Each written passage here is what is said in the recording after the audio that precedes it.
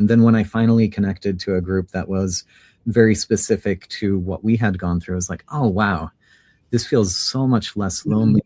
Finding somebody who's experienced exactly the same thing or knows, close enough to really appreciate where I'm coming from.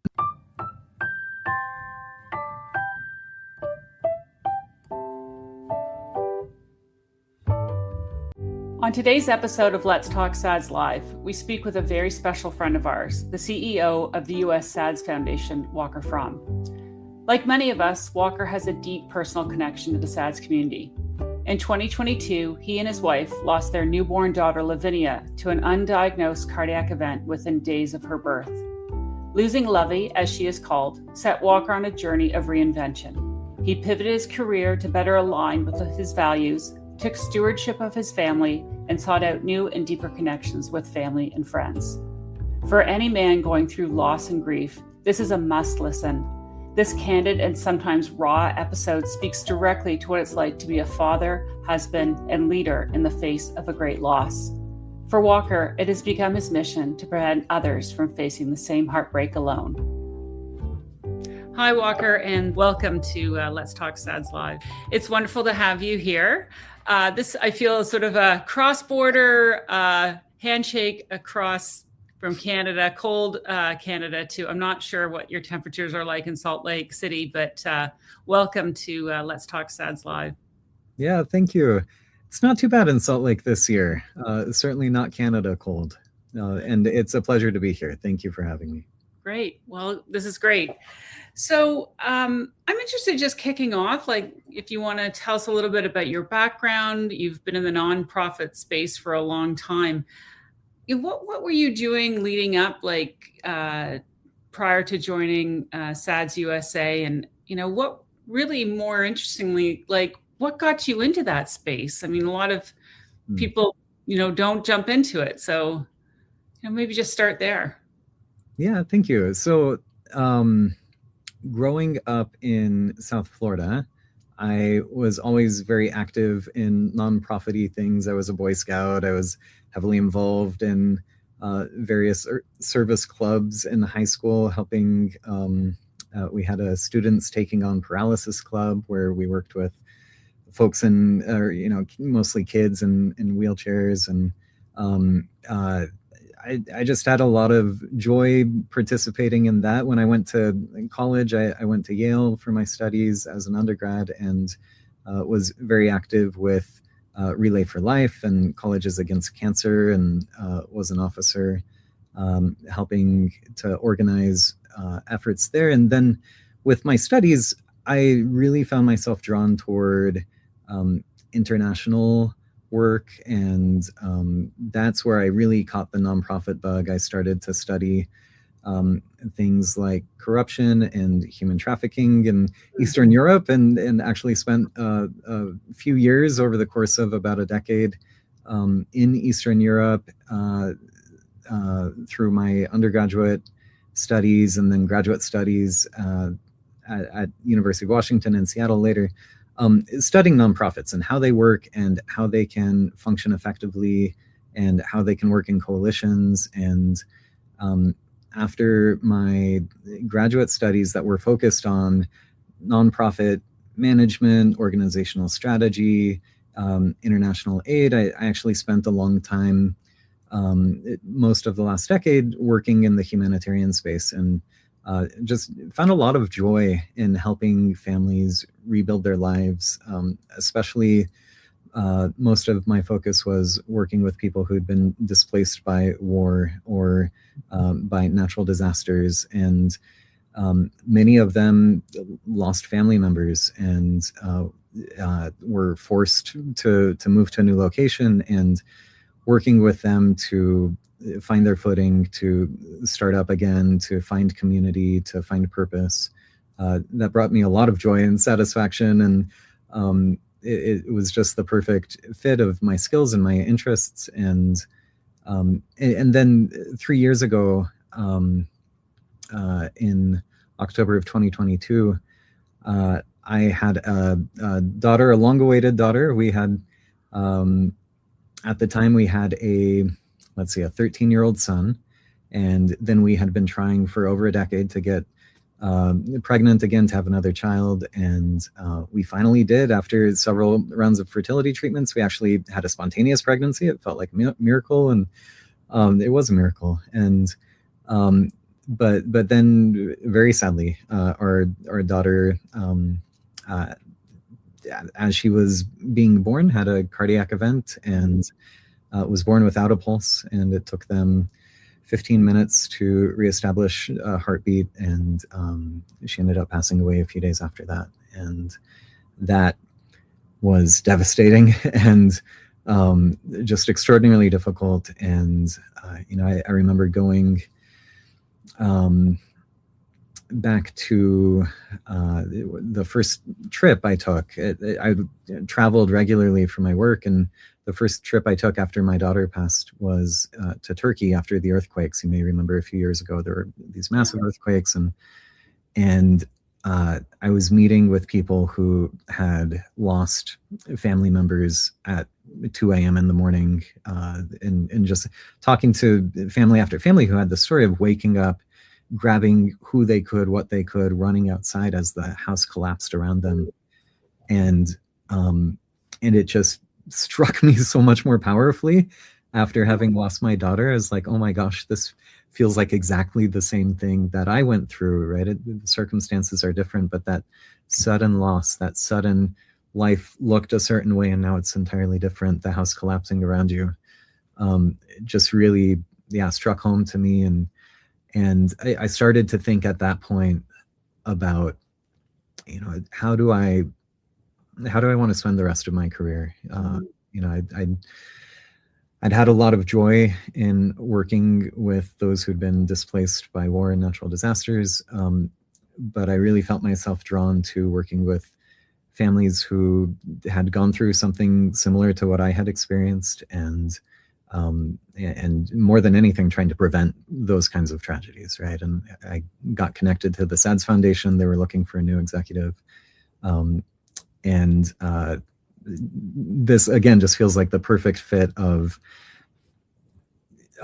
my skills and interests, and just such a privilege, such a real opportunity that I don't take lightly, to try to make something good, to do something good, to find some meaning and purpose out of something that certainly didn't feel like it, it just felt terrible and wrong and unjust and all the worst things. And so to be able to do something good in the wake of that has been extremely satisfying. And I'm just so happy to be here now in this capacity and to work with great people like you and other advocates to help our families.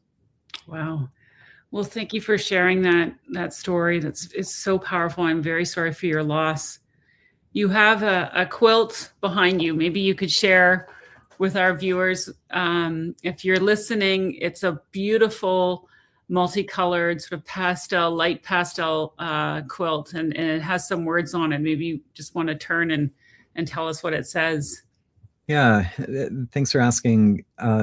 Normally when I'm on a virtual meeting, as I am frequently these days, I have a virtual background on, but knowing that we'd be talking about this a little bit today, I thought it'd be good to leave the background off so you can see behind my desk. I do have a quilt. It's a quilt in honor of my daughter. Her name was Lavinia.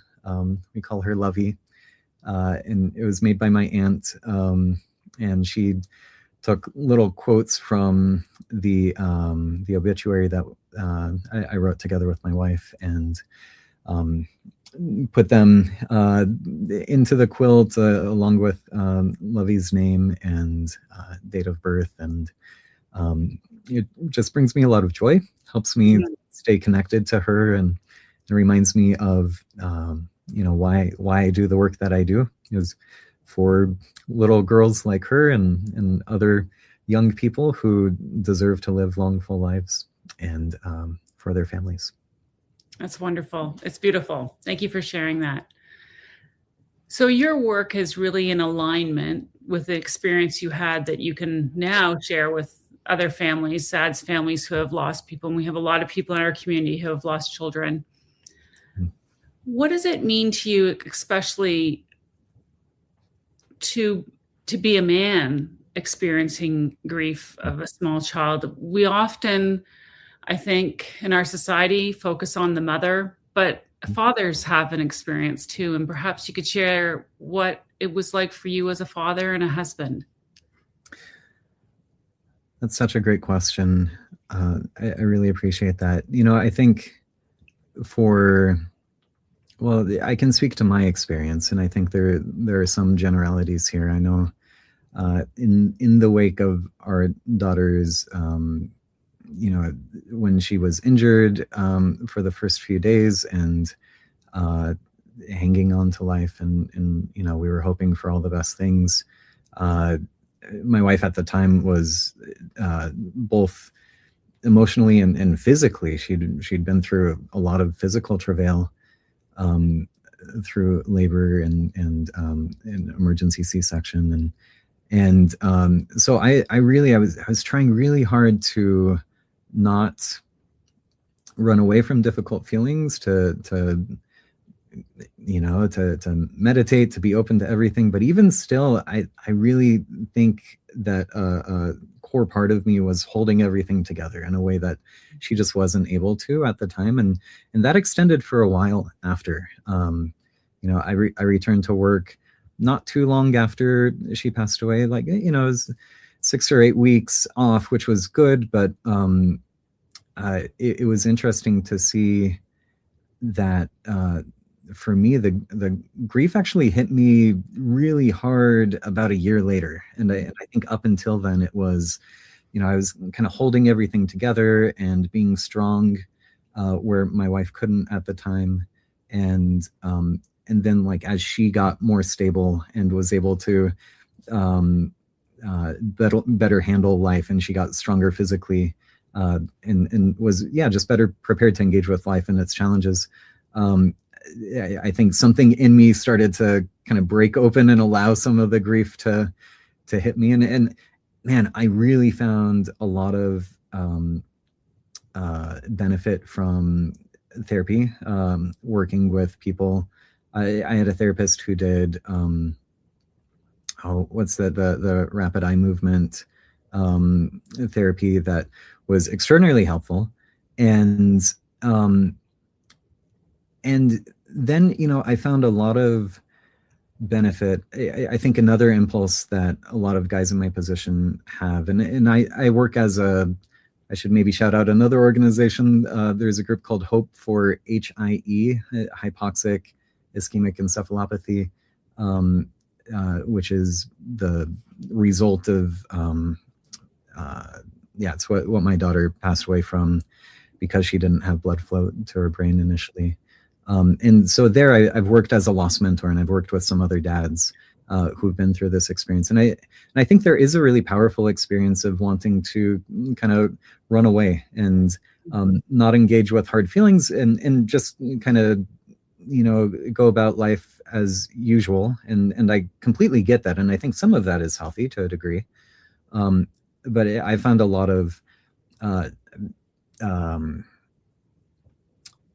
found it to be very helpful, both for me personally and for our family, for me to take charge of some of the medical stuff. And rather than running away and leaving my wife, we see a lot with our families.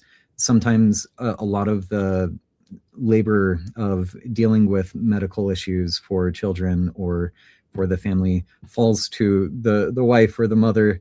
And so I've really tried to lean into, this is a way for me to be a good leader in my household, a good partner to my wife, is to take charge of some of the medical stuff, to be proactive in looking into lessons we can learn from our experience with our daughter, requesting our medical records, trying to analyze. Very sadly, at the time, nobody talked to us about genetic testing. Nobody talked to us about trying to diagnose what happened. It was all, our experience was all just focused on, attending to us, comforting us, explaining a few of the nuts and bolts, but really it was mostly on, okay, your daughter is here. Let's focus on what we can do for her now. And then when she passed away, we were put in touch with a social worker and then discharged. It's a huge mission of ours at the SADS Foundation to empower families to be able, in those kinds of situations, hopefully nobody passes away, but even if you do have a scary episode, to know how to approach that situation and to learn and to protect yourself and your family so that you can live a long, healthy life. And for me in my household, I've tried to lean into, I can take a leading role in this, and that's been really satisfying for me to make that shift. Yeah. You have, in addition to your daughter who passed, you have two children, and you have a son that's a bit older now. I understand he's a nationally ranked rock climber. Sounds very cool. Yeah. How did your relationship maybe with your son helping him through his grief? Maybe talk a little bit about that, being the father to your son and his experience. I know you can't really speak for him, but just what were you thinking about being a parent at that time and now to help your son? That's a great question.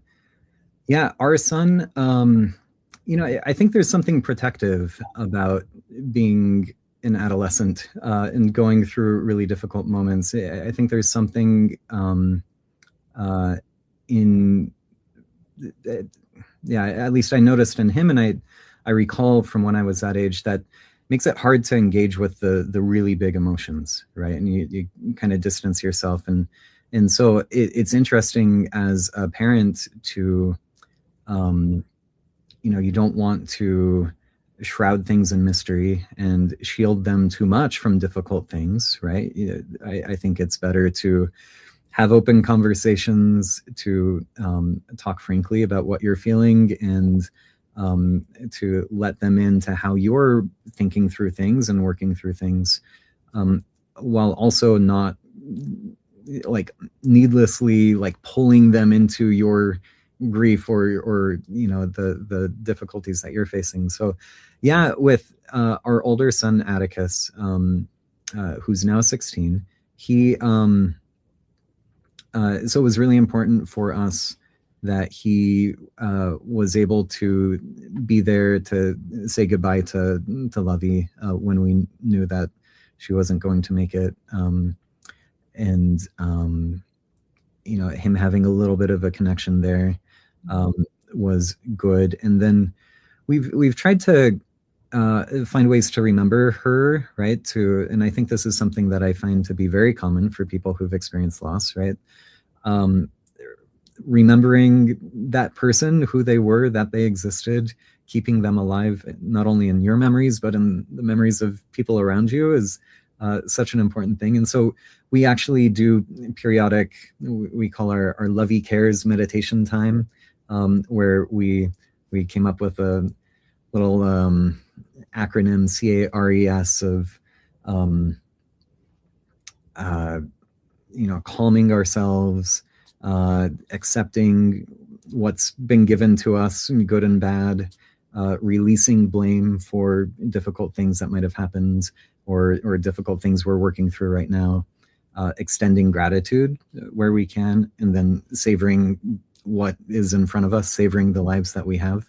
And so we do a little meditation where we go through that together as a family. And I think that's been a really nice way for us to remember Lovey and to process some of the difficult emotions that come up, and also to have an affirmative, proactive way of greeting the world, and hopefully for Atticus, giving him tools for both that difficult experience and other difficult experiences that he might face moving forward.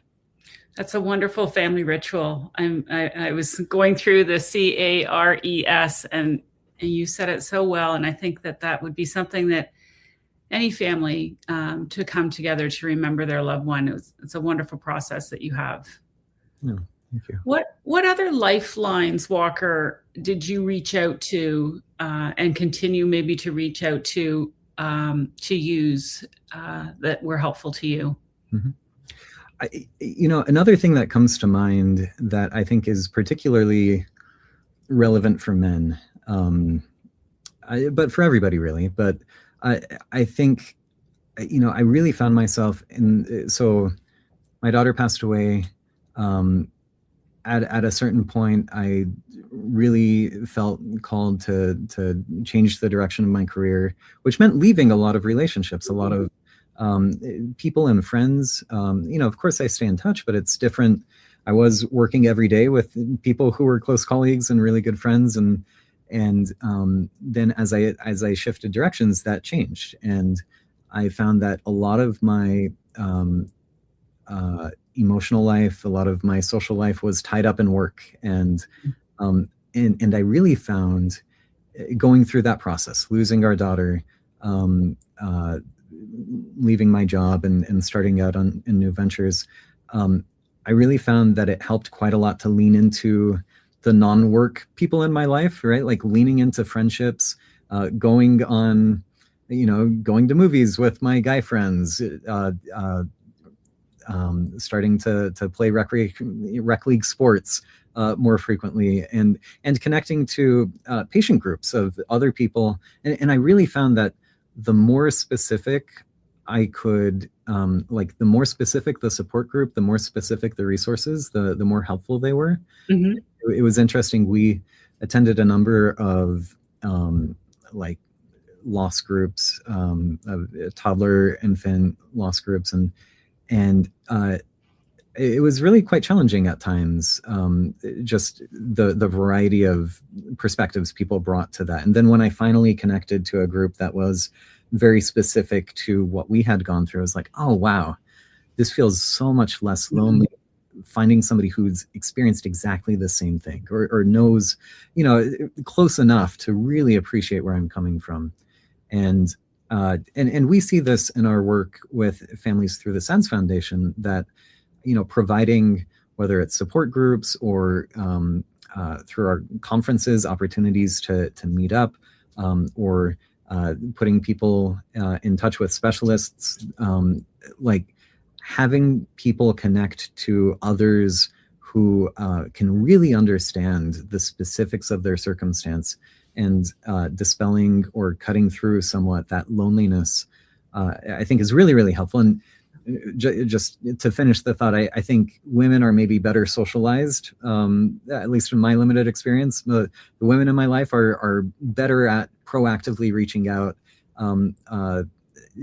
building friendships, nurturing friendships outside of work. And I've started trying to pay attention to the women in my life and say, hey, they're meeting up every week for lunch. Maybe I should start doing that with one of my friends, or that sort of thing. And I found a lot of benefit to that, having a life and identity outside of work that can nourish me. I found to be really important. Absolutely, yeah, and that's great to hear, because I think a lot of men, as you said, they tie their social life to work, and then once they leave work or retire or for whatever reason, it's gone. So being very intentional about that, to have that support around you. These experiences that you've gone through, I mean, to tie it to what you've learned and the gratitude now. Mm-hmm. Maybe tell me a little bit of, you have, I understand, a toddler, I think, now. How has it changed sort of your pace of life, and your has it created more opportunity for you to try to live in the moment? I mean, just maybe talk a little bit about that.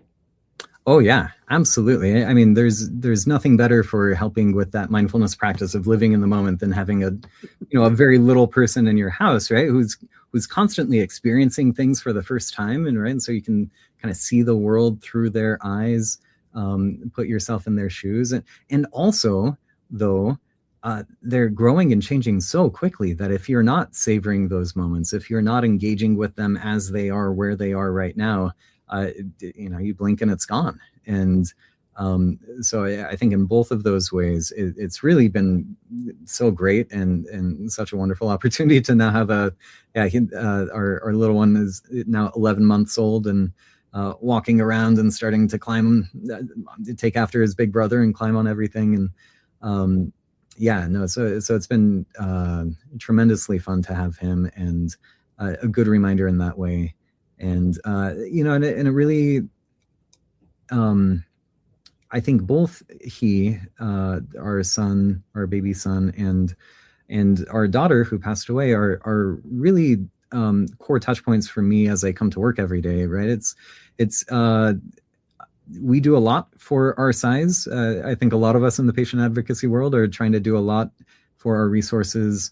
We're working long hours, sometimes doing emotionally difficult work, sometimes trying to manage really difficult logistics, and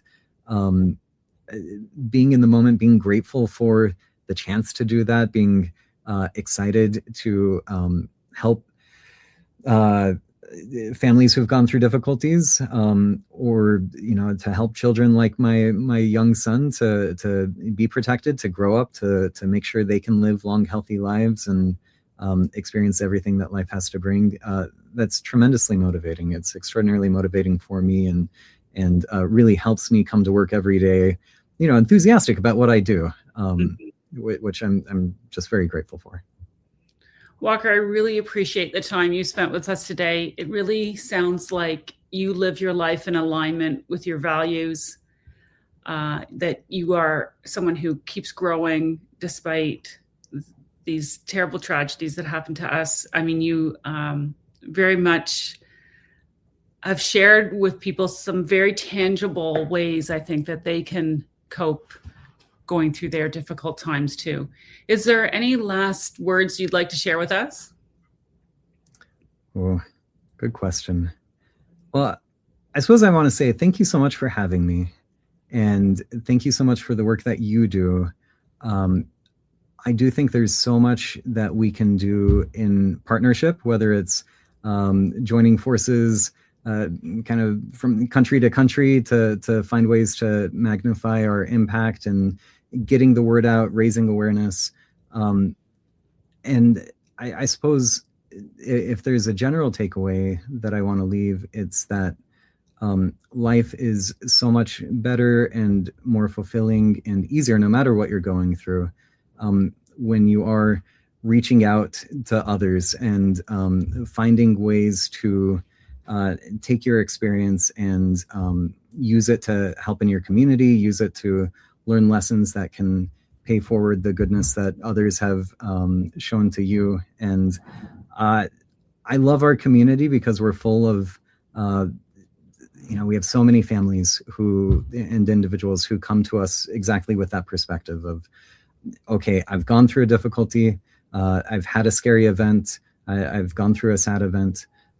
How can I save other lives? How can I engage? How can I educate my community? How can I contribute to research? How can I participate in finding better treatments and potentially cures so that other people don't have to go through these difficult moments? And, it's just a really special place, being at the SADS Foundation, whether in the United States or in Canada. It's a special place, a special team with a really unique and powerful mission. And so I'm grateful for being here, and grateful for the invitation to appear on this podcast. Well, thank you so much. We really appreciate you being here with us today. Thank you.